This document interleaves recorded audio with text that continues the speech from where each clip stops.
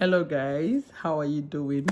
This is your girl Dr. Doris. If you're meeting me for the first time, I am Dr. Doris Azike. I work as a GP in Australia, in regional Australia precisely, and welcome to my YouTube channel. Okay guys.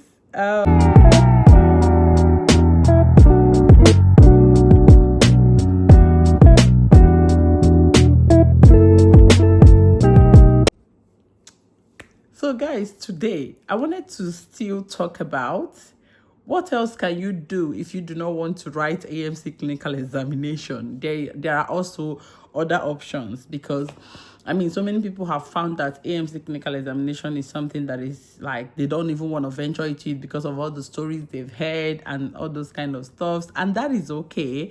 But AMC clinical examination is doable. Seriously, it's a tough exam. I must agree with people that say that it is tough, but it is very doable. If you prepare well, if you understand all the or if you understand what you're going for, AMC clinical examination is very, very doable. Okay.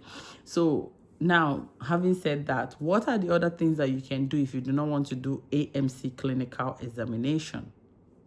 You can actually go through the PLAB route, okay? So, like I was explaining to you guys before, if you're actually coming in to Australia to work as a medical doctor, there are two ways you can do that. Actually, it's not two ways though. There are three ways you can do that. So the first one, you can do the standard pathway, which is the pathway that I am in, AMC MCQ and AMC clinical exam or work-based assessment. Then you have the competent pathway, which is you've done PLAB 1 and PLAB 2, worked for 1 year in the UK, and then you can come over to Australia to work. A lot of hospitals even prefer doctors from the UK, like doctors that have worked for a year in the UK, year or two, and then they can move to Australia via the competent pathway.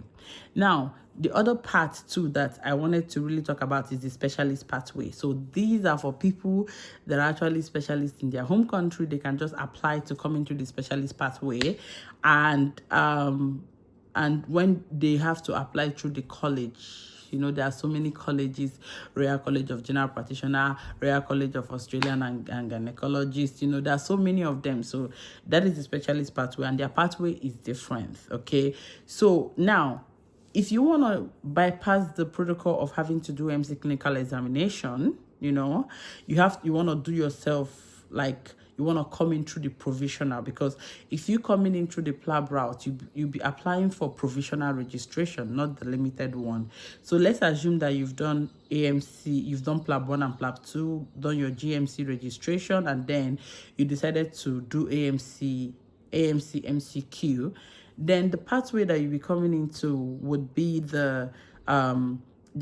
you're still in the standard pathway somehow, but you're gonna get provisional registration. The reason for that is that you needed at least 1 year experience in the UK to qualify to come in through the competent pathway. But if you don't have the 1 year experience in the UK, then you can definitely come into Australia and get a provisional license, and after 1 year working in Australia, you get your general registration. Okay, so it's either those are the part that leads to general registration, or if you pass your AMC MCQ and AMC clinical on the standard pathway, you get your general registration plus 1 year experience.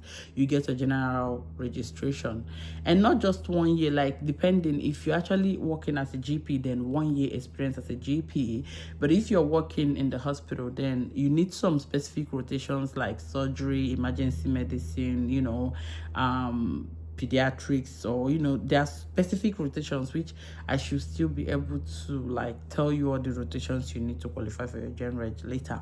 But anyway, what I'm talking about is if you don't want to write AMC clinical examination, okay? So what I would like you to do if you don't want to write AMC clinical examination is, when you've passed your AMC MCQ, you can either decide, even before you get a job or while you're working, to go through the PLAB route. A lot of doctors do that. So they go ahead and do, depending if you had done like English exam, like if you did IELTS or OET, you would definitely not need to do another English exam, but if you've done PTE, then you need to do like OET or IELTS, because that's the only two that UK accepts for now. They may still change that in the future. So for now, that's the only two they accept. So when you do this, then you can be eligible to book your PLAB 1. Then you study for PLAB 1, pass PLAB 1, do PLAB 2, pass PLAB 2, do your GMC registration. Once you get your GMC registration plus AMC 1 and work 1 year in Australia, then you will then be eligible to get your general registration.